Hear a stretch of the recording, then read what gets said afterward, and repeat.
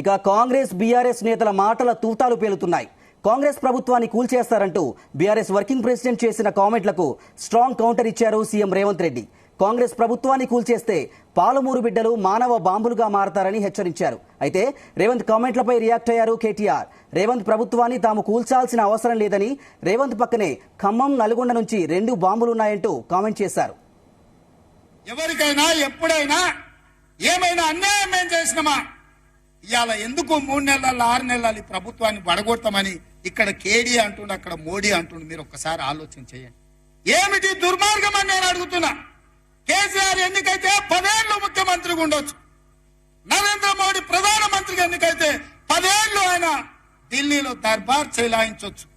మరి ఇవాళ ఇందిరమ్మ రాజ్యం పేదోళ్ల ప్రభుత్వం వస్తే 6 నెలలు కూడా ఉండనియారంట. ఇదెక్కడ న్యాయం, ఇదెక్కడ ధర్మం అని నేను అడుగుతున్నా.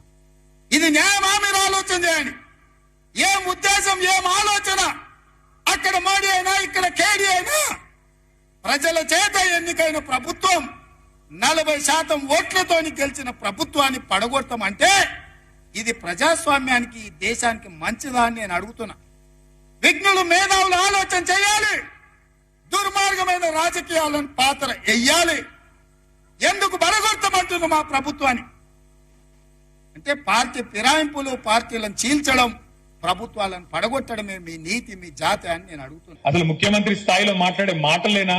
ఆ ఫ్రస్ట్రేషన్ ఏంది, ఆ ఊగిపోవుడేంది ఆవేశంతో? ఇంకా దిక్కుమాలిన పదం ఏంటంటే మానవ బాంబులు అవుతారట. రేవంత్ రెడ్డి గారికి నేను చేసే విజ్ఞప్తి ఒకటే, మానవ బాంబులు ఇవి అవి కాదు, నీ పక్కనే ఉన్నాయి కాంగ్రెస్ పార్టీల బాంబులు. ఎవరో కాదు నేను కూల్చేది, నీ పక్కనున్న బాంబులే. నల్గొండ బాంబు, ఖమ్మం బాంబు వాళ్ళే నీ గవర్నమెంట్ మీద వాళ్ళే చేస్తారు. చేసేదంతా మేమేం చేయం. మేము మనస్ఫూర్తి కోరుకుంటున్నాం రేవంత్ రెడ్డి గారు, నువ్వు 5 ఏళ్లు నిక్షేపంలాగా ఉండాలి, 5 ఏళ్లు ఉండాలి. నువ్వు ఇచ్చిన 420 హామీలు అమలు చెయ్యాలనే డిమాండ్ చేస్తున్నాం, చెయ్యాలనే కోరుకుంటున్నాం. ఎందుకంటే ప్రజలకు తెలిసి రావాలి, ప్రజలకు కూడా తెలిసి రావాలి ఖచ్చితంగా. ఎవరు గుర్రమో ఎవరు గాడిదో ప్రజలకు కూడా తెలిసి రావాలి.